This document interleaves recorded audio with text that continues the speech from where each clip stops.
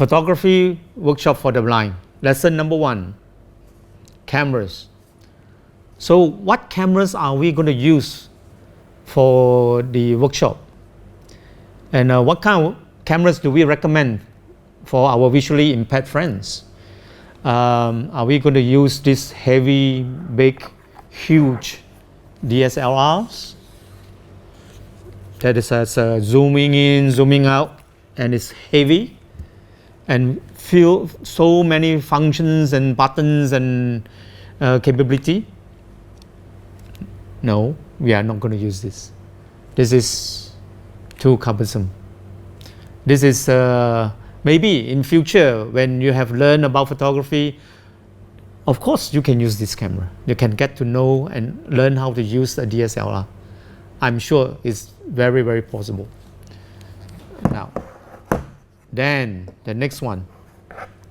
Are we going to use this camera? This is a point and shoot. No, we are not going to use this camera.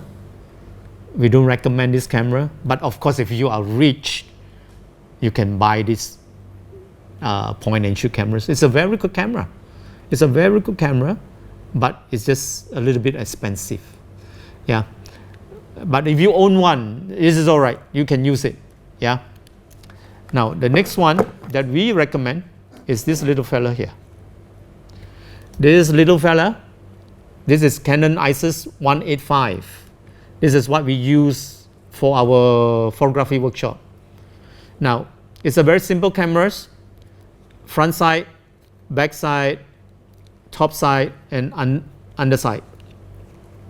Now, how do you know that's the top or front? Let's start off with the top. Now, the top side is on the reach of the camera, and it has 2 buttons. One is a larger button, a release button, and then a smaller one is the on and off button. You switch the camera on and off with that little button. Yeah, and then once you switch it on, it's ready to roll. But before you start using it, please put this little stripe into your hand. Yeah, so when you will not drop it. Yes, so this is to safeguard the camera. Okay, once you have done that, and it's ready for you to take pictures. All right, now in the same button with the release button, you have a button that you can zoom in and out. Yeah, zooming in means your image will look bigger. That means you're getting closer to the image. Zooming out means it's further back, wide angle. So this is the little button here for that function, simple function.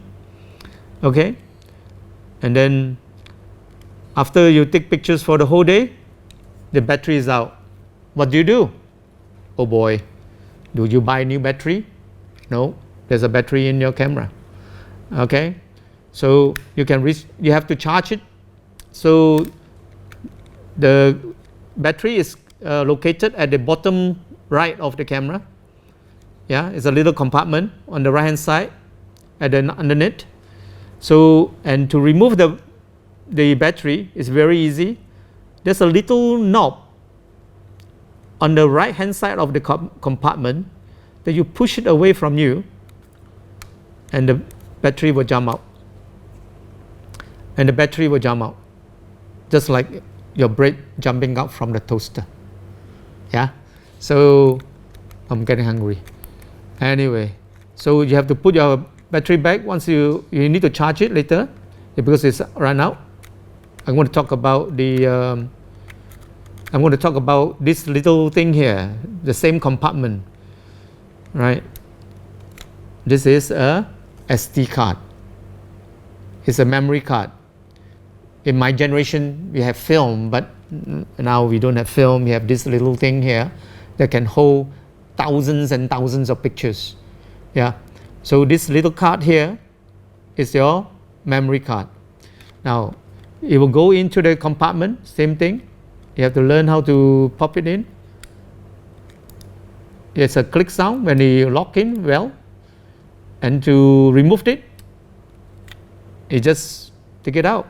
just push it and it will come off. Yeah, then to close the flap, and if your battery is charged, you can ready to roll. Now let's talk about charging batteries. Now this battery here, this is a charger. Now the charger, the batteries only go in one way. It will fit very well.